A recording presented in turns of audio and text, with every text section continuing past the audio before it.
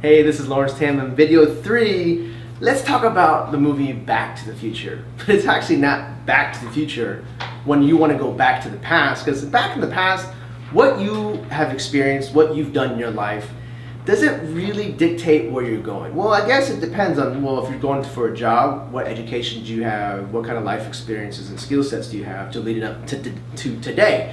If that is the case, knowing that past experiences, past skill sets, past memories, your work ethic, the way you've been brought up has got you to today, where do you want to go in 10 years? So let's really think about it. Let's reverse, like Back to the Future 2, instead of going back to the future, you're actually going to the future, not in the past, right? So if we're going to the future for 10 years, in the next 10 years, where's your goal? Where do you want to be?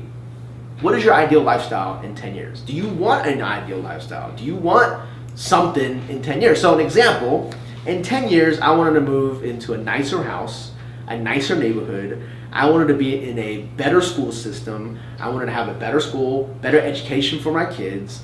In 10 years, I told myself I wanted to be retired. This is back in 2000. I had set out a goal. I do not want to be retired at 65. So I'm like, okay, most people I know retire at 65. Let's just say 50. Okay, let's just say 50. So if it was 50, that gave me 20 years to go out there, do some work, to 20 years. Now, it's been 10 years since I've been out of college. Well, a little over like 12 years. I graduated in 2000. So it's been more than 10 years.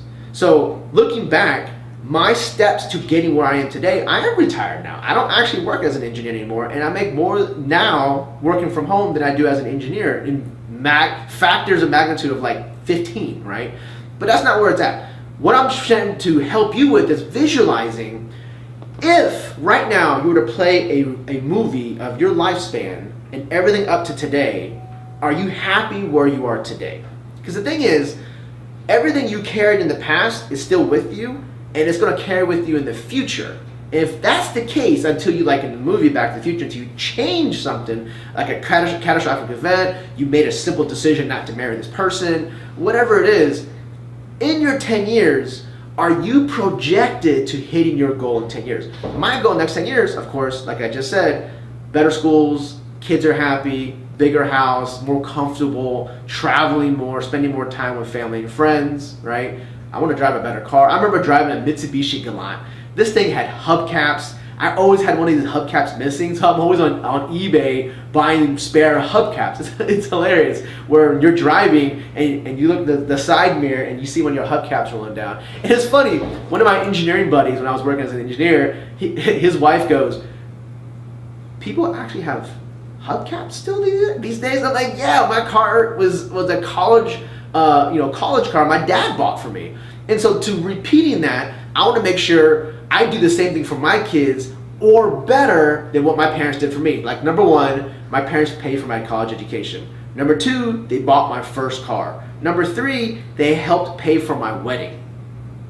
Kind of crazy. Now think about this, right? Come out of college, you're broke.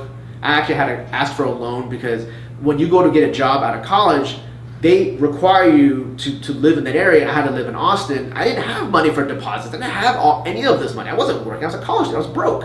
I had to borrow from my dad to pay for deposits and the first month's rent.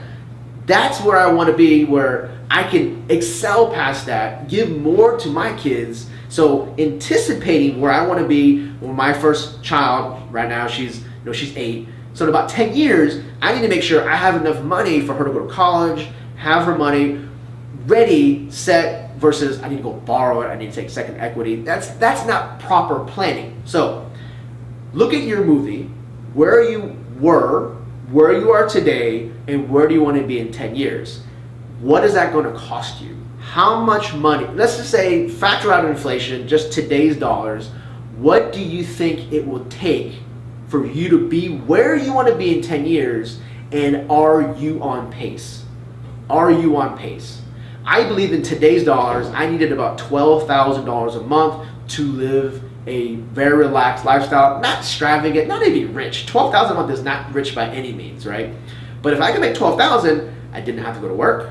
My wife didn't have to go to work, and we could be stay-at-home parents. And that's kind of where I want to be. I wanted to be, what's your profession on my on my, when I fill out a survey or anything like that, it's like, I'm a full-time dad. And then they ask, what does your spouse do? She's a full-time mom. And I think that's pretty cool, right? Due to what I do on the internet, and I'll be teaching you what I physically do, how you can duplicate that. But here's the bigger picture. I want you to take your why from video 2, and I want you to chart a path for the next 10 years, knowing what you've done already and where you are today. Are you going to make it to where you want to be in 10 years? Are your resources there? Is your skill level, is it up to par to where you want to be? And are you increasing your income at a rate to meet where you want to be? You need to be $15,000 a month. You need to make $6,000 a month. Whatever it is, are you charting a path? Because if you're only making, let's say, on a good year, you make a 5% increase in your salary. Do the math. Are you going to get where you want to be in 10 years? And if not, let's make a change. Let's supplement the income. Exactly what I did. As an engineer, I had a secondary income. And I'm going to show you how. This is video 3. We're going to see you on video 4, talking about more on your journey on how you can get where you want to be and getting it now. Peace, Lawrence Tam.